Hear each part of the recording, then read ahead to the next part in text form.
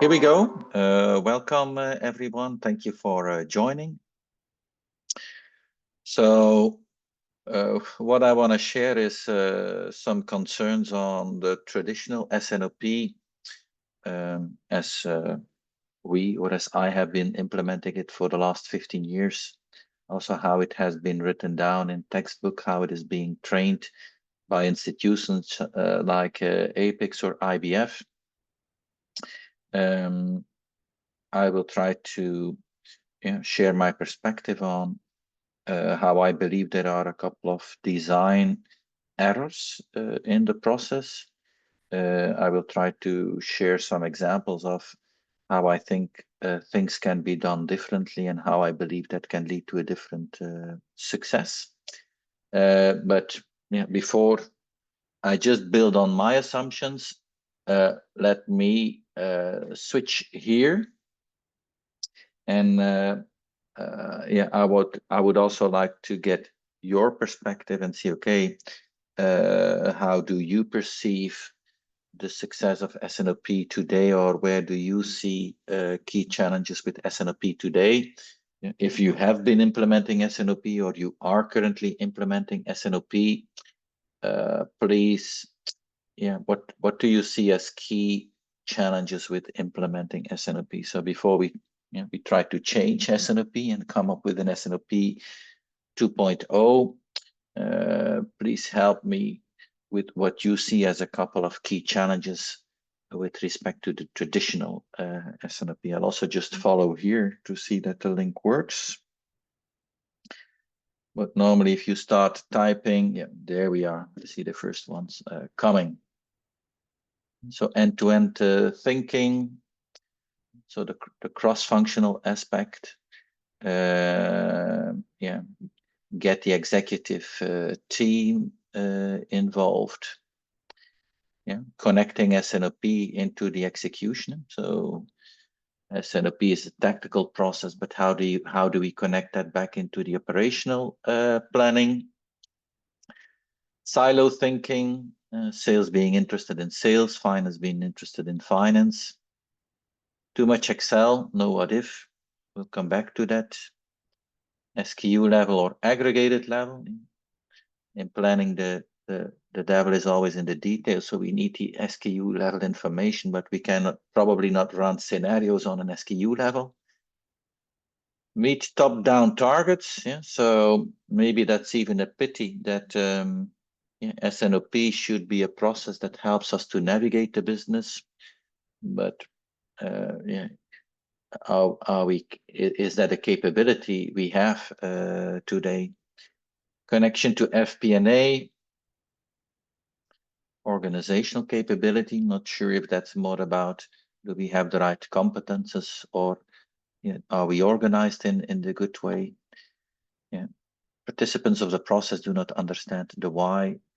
Okay, so at least a couple of concerns here. I have 2 or 3 follow-up questions.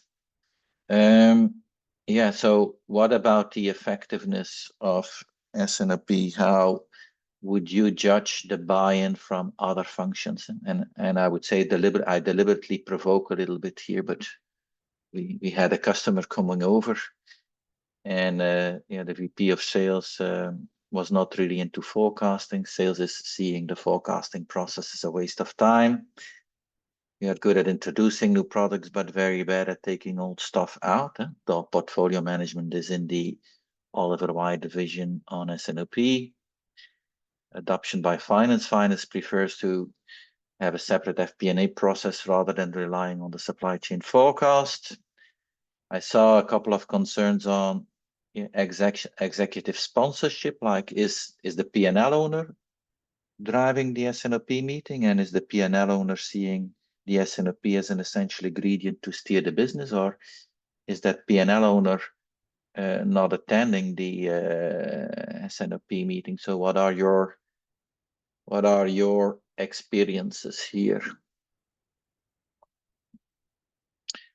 So, okay, I do this question at multiple occasions, and it's a bit comparable to here. So I'd say in general, the executive buy-in is not always the biggest challenge. It's a bit comparable here. Like, though you see that the distribution is almost flat. So there are really different experiences across companies. But also across companies, the executive buy-in seems to be less of a concern compared to having the sales buy-in, the finance buy-in, managing our portfolios and our complexities. If we run S&OP, how good is the output of the process? And again, I deliberately provoke a bit here. So we struggle from inaccurate forecast. The forecast is from sales is heavily biased and it needs to be heavily corrected by supply chain. Struggling with data quality and data accuracy. S&OP should be a tactical process, but quite often I see a relatively short-term focus. And in the S&OP meeting we are discussing next month, is that then an S&OP meeting and discussion, or is that an S&OE question or discussion?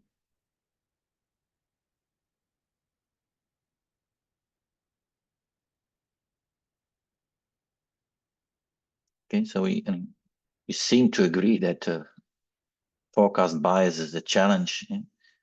I will come back to that because for me that's an important observation and an important starting point. So yes, we might misuse S&OP for a shorter term focus. I think I always recommend it's important to have both. You need to have a strong S&OP capability and S&OP process, and you also need to have a strong S&OE capability and a strong S&OE process. You really need both. And if you don't have a strong S&OE, your S&OP will automatically become your S&OP. And when we start implementations, then data really is a big issue. So certainly when we want to improve or start implementing tools, cleaning up the data is a big issue. And from the three here, it seems to be the one we have better under control. And last question before I dig into my analysis. How about tools? And, process always comes first. But we will never get to a mature process if it's not supported by proper tooling. That's my opinion. But what is your current state of tools? And so different sites using different Excels. People, we have a planning system, but I often see that people just use the planning system to download data, manipulate in Excel, and then load it back up into the planning system, making that the planning system is more like it's almost like a middleware where we get data and apply data, but it also means that a lot of the intelligence is then in the Excels that are circulating around the planning tool, integration, scenario management. But also on the side of planning tools, we have a couple of concerns. So if I switch back to my presentation, I wanted to also get your perspectives, and if I give my current feeling, and I and Solventure have been doing this for 15 years now, I keep the same issues coming back and coming back. You can look into reports of Laura Ceciri of 10 years ago, 2015, the state of S&OP, or S&OP is a hard nut to crack. And 10 years ago, I saw the same challenges and the same issues as I'm seeing today. And that made that I started thinking like, why is that? Because sometimes we say if we keep doing the same stuff as we did in the past, we may get to the same result. And I'm increasingly convinced that is the case. And as I will try to explain, I believe there's a couple of design flaws in S&OP, as we have learned and practiced it over the last 30 years. And it's very hard to step out of the traditional S&OP thinking and to take a distance and try to reflect on, is this the best way to do it, or should we do it differently? And that's what I try to do. And in that sense, the message I want to bring here is that I believe it's time to carry the old S&OP as we have learned it, and as we have been trained by APIX or IBF. I think we need to carry that old S&OP thinking to the grave, and it's time to bring a new S&OP thinking, S&OP 2.0, I will call it, to life, and to try to make that concrete.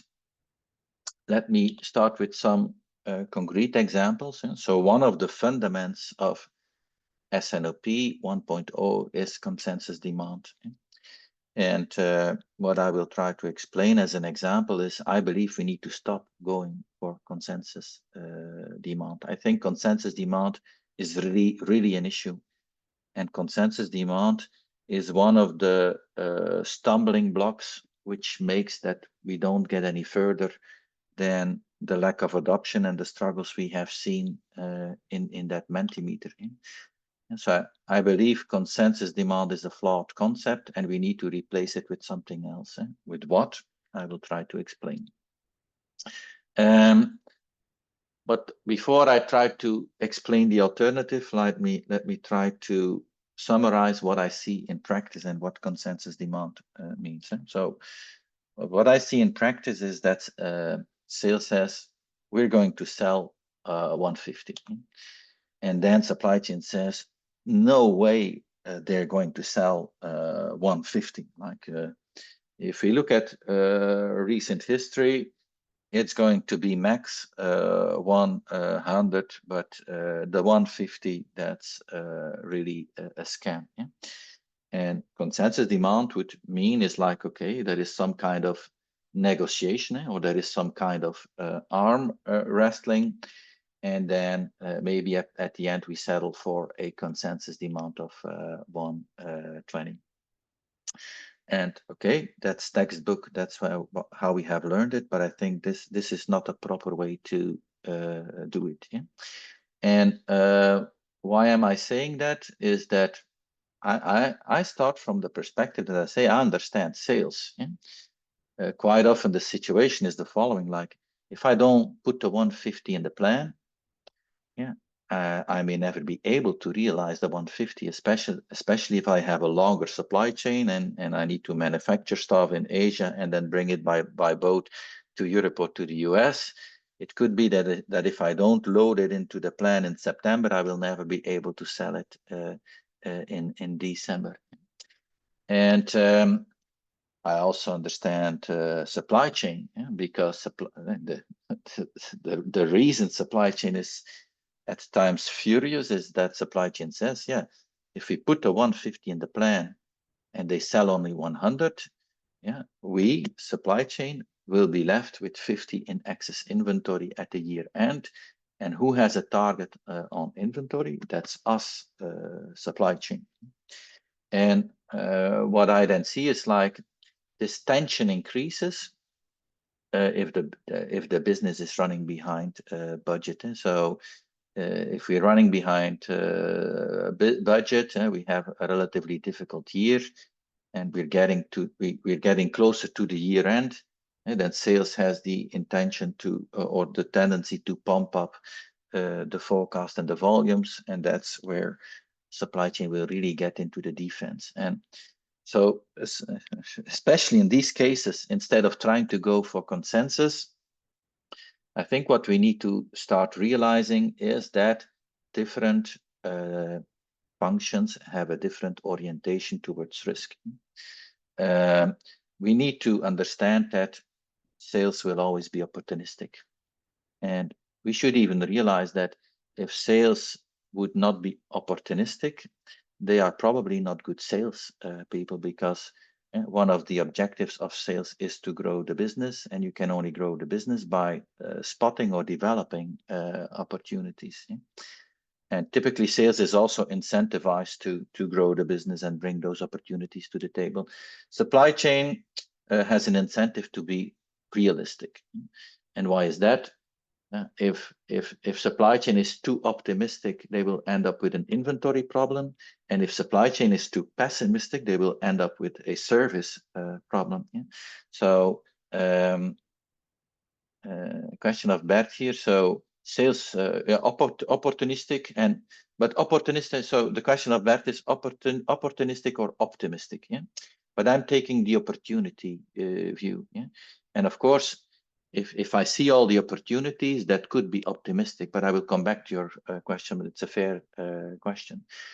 Yeah, but as I said, supply chain has the incentive to be exactly right. If we over forecast, we will end up with an inventory problem. If we under forecast, we end up with a service problem. So we have the incentive to be exactly right. And finance has the incentive to be conservative. If I'm in finance, if I'm a CFO, I should better under promise and over deliver, because if I have as a CFO, if I over promise to headquarters or the financial markets and I under deliver, it can cost me my job. So financial markets are not symmetric. Like the penalty is much worse if you over promise and under deliver. It's better to under promise and over deliver. So we should understand that different departments have a different orientation towards risk. And so instead of going for consensus demand, I think what we should do is analyze risks. And so the debate we should have in an executive S&OP meeting is say, okay, yeah, but what would happen if we put the 150 in the plan? And if I say that, supply chain people, they start having cold sweat and they say, no, Bram, we are not going to put the 150 in the plan. But I say, no, but let's simulate what would happen if we put 150 in the plan. Yeah? So what's the potential extra sales that we would realize, and what's the potential impact on the top line or on the sales side, and what is the inventory risk, right? And yeah, maybe I don't want to put inventory risk when it's for customer specific product, or I don't want to take inventory risk on slow moving product. Yeah, but if I'm lagging behind on my numbers, yeah, taking some extra inventory risk on fast moving product, if I don't get it sold today, I can get it sold next year. Yeah, maybe that's a risk I'm willing to take. And you know what? It's not a supply chain decision. It's a business decision to take. So what we should do is bring those scenarios to the table to improve our debate and our decision making in the S&OP meeting. If I only put the 100 in the plan, yeah, what are the sales opportunities I will potentially be missing out? So what is the sales risk? Yeah. What is the top line risk I'm taking? And I sometimes see that finance is desperate to free up working capital, and then finance has made a commitment to free up 60 million of cash by the end of the year. And instead of inventories going down, inventories are going up. And then I see supply chain people who in September or October, we just start lowering the safety stocks. Yeah? So to make sure that we get to the inventory target, we start lowering the safety stocks. But if I'm just lowering the safety stocks, it means that I'm putting less than the average demand in the plan. If I'm putting only 90 in the plan, well, even that is fair as a scenario. If we really need to generate that cash flow, it's okay that we start consuming inventories, but then we should be able to visualize, yeah, what's the potential impact on the top line? What is the service risk that we are taking? So instead of going for consensus, yeah, I believe we need to understand that different departments have a different attitude towards risk. And we should start simulating those different options, and then see what we think is the best decision to make from a business perspective, not just from a supply chain perspective, but from a business perspective. And also not just from a sales perspective, really from a business perspective. So my suggestion, as part of S&OP 2.0, we're going to stop chasing consensus. I also believe we will never drive adoption if we push back on sales and say, you're never going to do 150. No, take the 150 and simulate it. What is the inventory risk? Yeah, where is the inventory risk? And then look for alignment with finance on how much inventory risk are we willing to take. Yeah? And if finance is not in a position that they can say, okay, if this is the plan, I'm only going to take this commitment. Also, finance needs to be able to make like a variant of the plan, because finance is taking a commitment. So if we don't acknowledge the different orientations towards risk, we will never see the process work. Related, forecast value add over the last 5 to 10 years has been announced as a holy grail. I think we should stop chasing forecast value add. For me, forecast value add is only like an instrument of supply chain trying to control sales. And instead of controlling sales, it's time we start to enable sales. So we should not blame sales for not realizing an opportunity if the opportunity had only a chance of 20%. What we should do is enable sales and say, okay, if he would put that opportunity into the plan and it doesn't realize, this is the inventory risk we are going to take. Dear people of the business, is this a risk we are willing to take? So that should be our focus going forward. And as I say, the company with the best forecast accuracy, that company may be missing out on a lot of sales opportunities. If I would be a salesperson, I can get to a perfect forecast. How would I do that? I always make sure that I have a couple of orders ready in my drawers, right? And then I make a forecast of 100, and if I think, okay, next month I will be 20 short, I take the 20 orders from my drawer, I add it on, so I'm again perfectly on forecast. And if near the end of the year, I say, but I still have 50 left of orders in my drawers here, then I will increase my forecast from 100 to 150. I take the 50 of orders and I put them in the system. So I have changed the forecast from 100 to 150. I perfectly realize the forecast of 150. So my forecast value add is perfect. So if I do that as a salesperson, I will get a medal from supply chain every month because I'm really the forecast value add champion. But if I do that as a salesperson, I should be fired because that's probably not what I'm hired to do, right?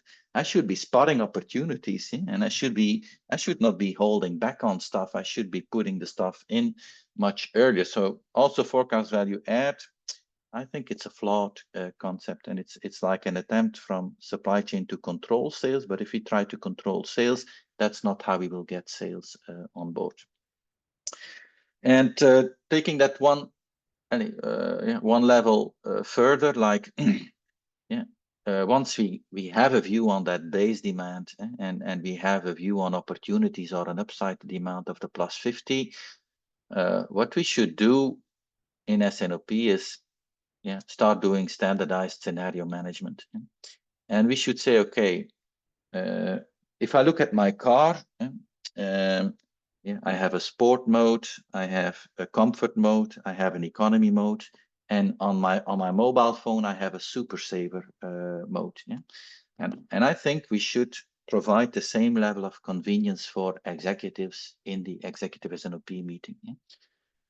And one of the scenarios for me should be growth mode. And we say, okay, if we just take all the opportunities which have some kind of probability, we put that into the plan, what would be the impact? What is the upside on the sales we would be able to realize, and what's the inventory risk that we would take as a result?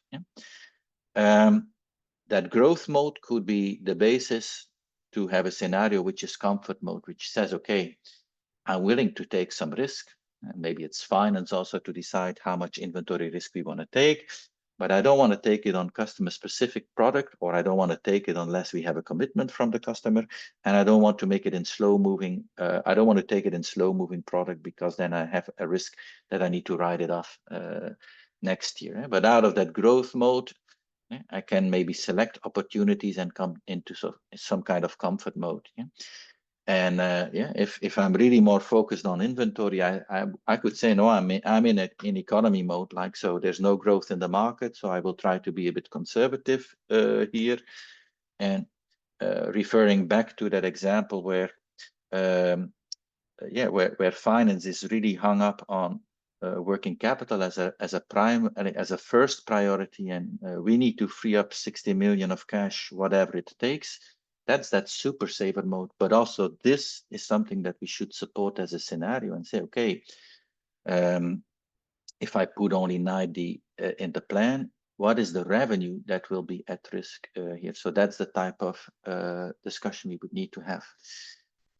Question of Christopher, but I will maybe try to come back to your question later, and you can drop questions in the question box, and I will open a Mentimeter near the end. So instead of going for consensus demand, which is the 120, and then doing scenarios like we can do a 10% plus or a 10% less. No, we should not start from the 120. We should start from the 100 and the 150, and that's what we need to start putting into these type of scenarios. And instead of making scenarios complex, we should start making scenarios from a business perspective, and that's what I'm trying to do here. And my expectation would be that so this leads into a different type of business discussion where we say, okay, where do we want to commit to the upside? Where will we manage for cash? What is then the business decision? This is no longer a supply chain decision or a supply chain process. And if we decide to commit to 105 in the final plan, finance may still commit to only 95 towards headquarters or the financial markets later on.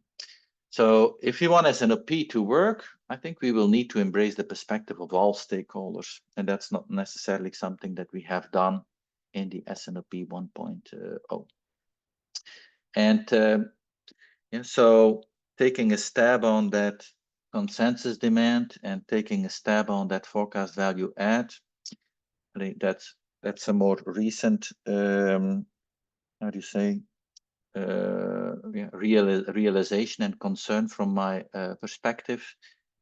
It's not in the books I have written so far, but I want to start saying, no, we need to look for base demand and we need to look for growth opportunities that should allow us to also standardize the scenarios and also make it easier for non-supply chain people to use the S&OP meeting to drive the business. And it should become as simple as the different driving modes that we have in our car.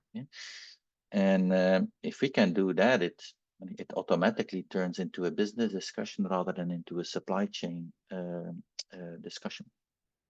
I see other questions coming up. Please do so. But let me switch to a Mentimeter question in the meantime, and already ask you the question. So what's your first take on this? Should we stop chasing consensus, and should we better understand growth opportunities? Yes, no, why? How could we do that?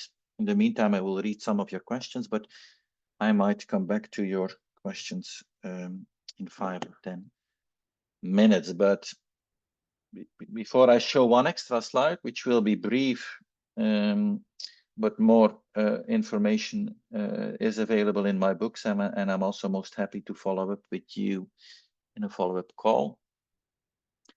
But the first comment from anyone, like, how does this resonate with you? Should we stop chasing consensus demand, and should we better understand growth opportunities? Or are you shocked when I was saying at lunch table over lunch that I was going to say we need to kill forecast value add? People were looking very concerned to me. The consensus demand is the baseline to discuss growth. Okay. But then, so I think consensus demand could be the baseline to discuss growth, but my feeling is that it's not the way how discussions are being held today in companies. Certainly, when a business is under pressure, I see a different type of dynamic. We need to understand growth opportunities, but we also need to be aligned with the scenarios we have chosen. I'm not sure what the but means, but for sure, in general, like understanding where the growth opportunities are. And I hope this also means like, and some kind of how translating that into scenarios and scenario management. Requires a very good S&OP process and tool. Yeah, for sure. You need good technology to be able to do this. Without technology, you won't be able to run this on Excel. But I think tools are capable to do that. I think we may not be using the tools in this way. It's about scenarios. Yeah, so scenario. I hope it's a different way of looking at scenarios. Yeah. Growth opportunities will always give a better ROI than a lower inventory. I like this comment very much because my feeling is that as supply chain, we are very much concerned by inventory. And my feeling is we might, so out of that inventory concern, we may not always be doing the right, we might not always be doing the right thing for the business. And in the end, money talks. So if we can quantify it, and we can say, okay, it all depends on the probabilities. And yes, sales will always be optimistic, but then at least we can start measuring how we can start measuring like, okay, we said this was a 20% probability. Did we also realize a 20% probability? We get to a different type of discussion and debate, and we potentially turn the process into something different. Yeah, the discussion driven by this. Okay, so I'll need to skip to one more slide that I want to share, and then I want to open up for questions, is that I picked one thing, which is that consensus demand. But in my latest book, and there is a picture of my latest book on the next slide, I say other stuff like S&OP says we are going to align the S&OP forecast with the financial forecast. Also there, I believe that does more harm than good. And so not only are we duplicating the effort in the supply chain and the finance department, we are then tripling the effort by trying to align the two, and they often start from different assumptions, so it's maybe impossible. Plus, it also means that, yeah, if we need to align it, it means that supply chain is working on poor financial information.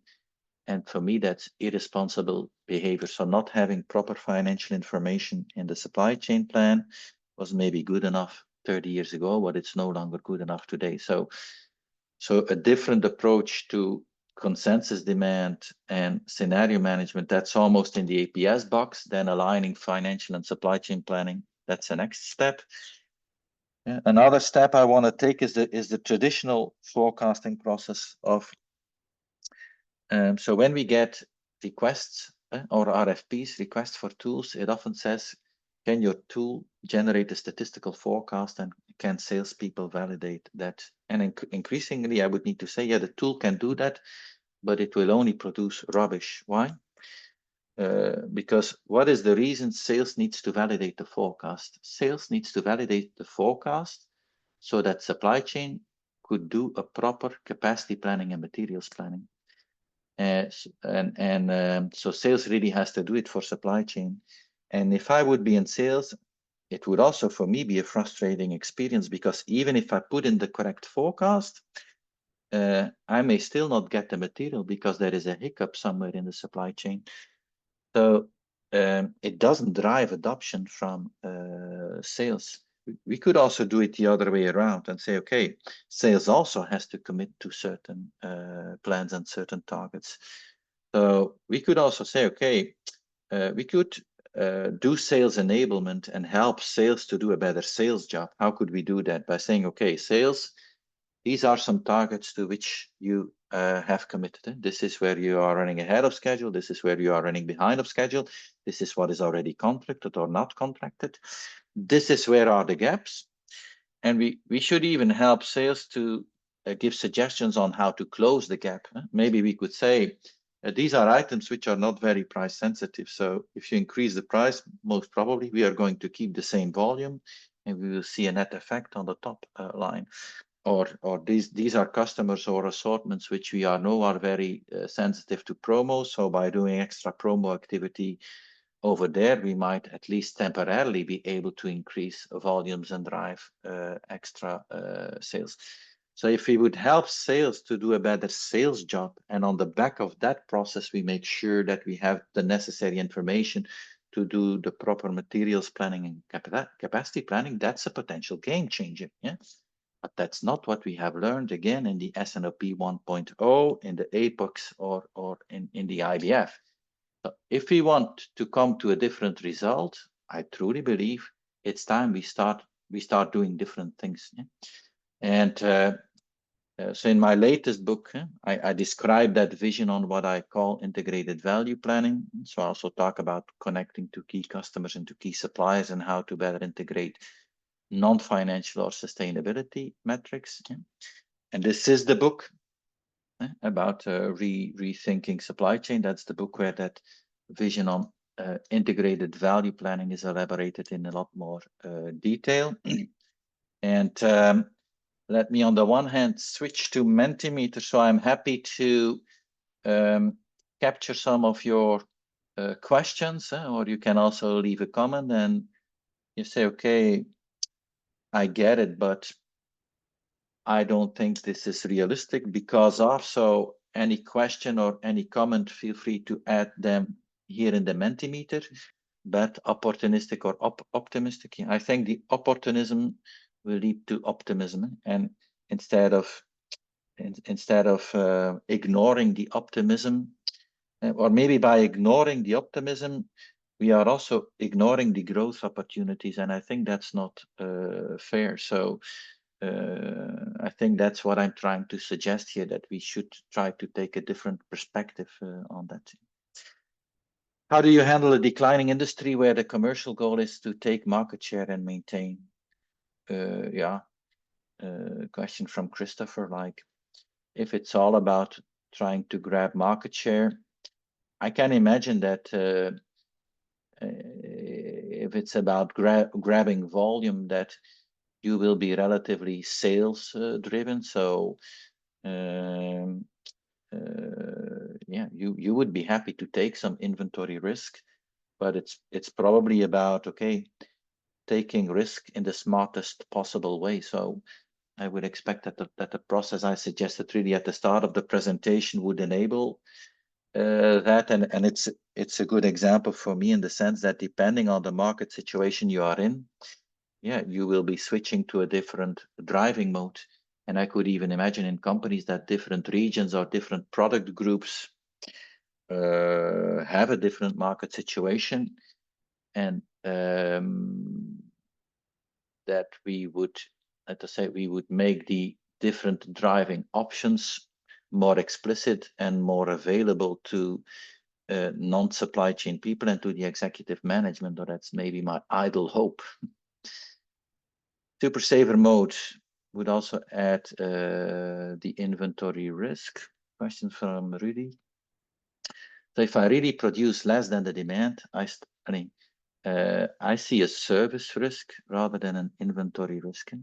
I will really start depleting my inventories, but I will have service issues. And if I have service issues, I start taking sales risk or top line risk. How does this link to safety stocks? Question from Bert. Good question. I would say a bit too detailed to tackle in this call, but happy to follow up separately with you. Bert, I think what I'm showing here is like the aggregated view. And if we start depleting safety stock buffers below the target safety stocks, basically I know I will have service issues. And the question is a bit, how do we quantify the service risk and how advanced do we go there? But I think there is a link to safety stocks over there. Yeah, all products. Yeah. So Andre says your comment makes sense because all product families are going through a product life cycle and each family needs a different treatment. Well, again, I think so. So planning tools today have good scenario capabilities, but sometimes it's the question, what do we do with the scenario capabilities? And So by using that analogy of the car, having a couple of standard scenarios, which are like standard driving modes, I think, Andre, you confirmed that it makes it more accessible and intuitive to people, like maybe in that product group, in that region, it's all about growth. So I'm going in the sport mode. And I know in that region with that product family, I'm suffering through import competition. So I want to stay in the market as long as possible, but that's not where I want to take the inventory risk. And if we can make it easier to understand, it's probably also it will demystify S&OP a bit. Instead of being something technical, I would hope that business people start seeing the business value and start better leveraging it. Elizabeth says, in my perspective, there's companies who believe IBP is how this will solve this issue. What is your perspective? IBP does not go far enough for me, Elizabeth. And if you would read the book, and so IBP still also starts from aligning the supply chain forecast with the financial forecast. For me, the two should be one integrated process. IBP also still relies on we make a stat forecast and sales is going to validate. That's not going to help. So I think IBP does a monetization. That's maybe a difference between IBP and S&OP. But if we do S&OP, I also do monetization. But again, monetization doesn't go far enough. And for me, it's also so having two separate planning processes, financial planning and supply chain planning. I can understand when we were in the 80s. Yeah?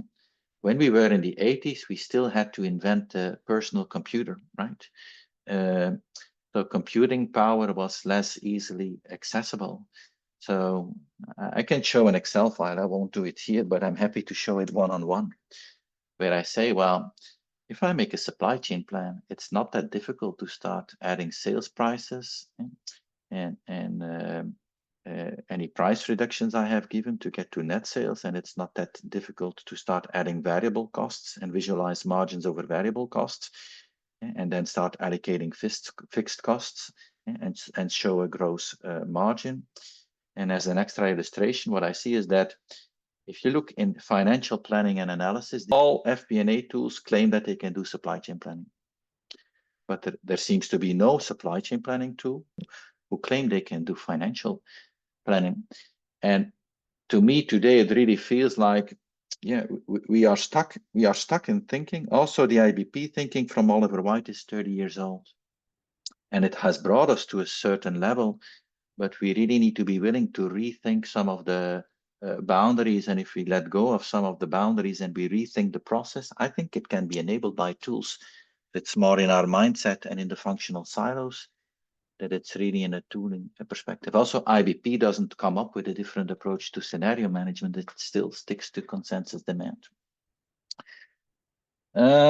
Maybe one or two questions, and then we will have to close. If you need to drop off, I think that the timing we had foreseen was 45 minutes. I already want to thank you, but maybe pick one or two questions, and then I will close this webinar. I may not be able to reply to all of your questions, but feel free to, again, to reach out to me, and happy to follow up offline.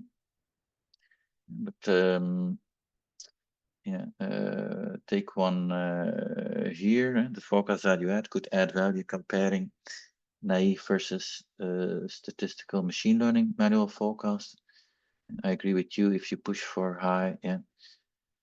So, I'm how to say that I'm challenging deliberately that I see frustration in the supply chain community that forecasts are not accurate.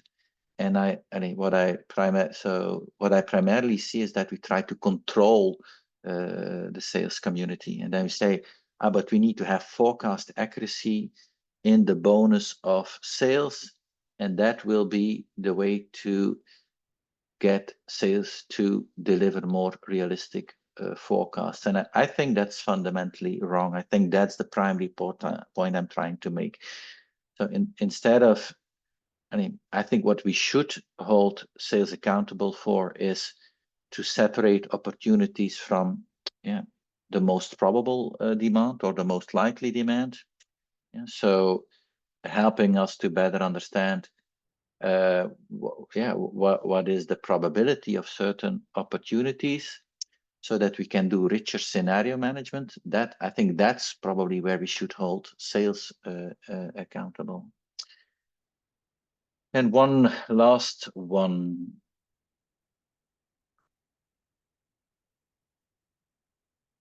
Yeah, so I agree with this comment here. So I do support S&OP as a good platform, but we should rethink the way we do S&OP, and we should do it from a business perspective and not just from a supply chain perspective. And then we can get to a different type of outcome. And who at the end will decide the different scenario mode to choose? I love that question. If based on pure financial outcomes, since the cost of an out of stock will always exceed any other cost, then the growth mode will prevail. But you know what? If the growth mode always makes more sense from a business perspective, and everybody agrees that that's the best thing to do, and we are financially making the company healthier by making a better trade-off between inventories and the growth we can deliver, then we made a huge step forward. So I think that's exactly then the thing we need to do, and we are missing out on today. And what the question also triggers with me is like, instead of having a consensus on the demand forecast, maybe what we should try to get is a consensus on which driving mode to choose, or which opportunities to put in the plan and not to put in the plan. So maybe instead of starting with a consensus at the input of the process, we need to make sure that we have a consensus at the outcome, at the output of the process. I unfortunately will have to stop here. I hope it was inspiring. I hope you enjoyed. And that being said, we will close the webinar here, and I'm most curious for your feedback and most happy to follow up with you at any next occasion.